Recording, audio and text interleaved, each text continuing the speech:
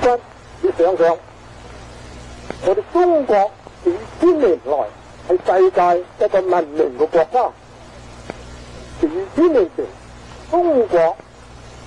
最強盛嘅時代，就所謂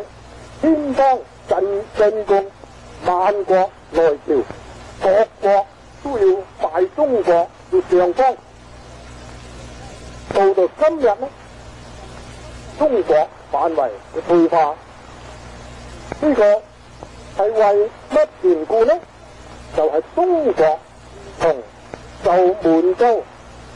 征服以後，中國人失了個國家精神。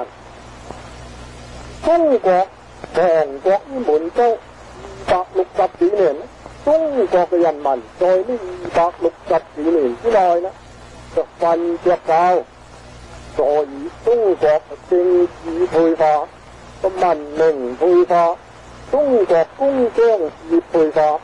中國所以到今日就成為民窮財盡，就變成各國睇唔起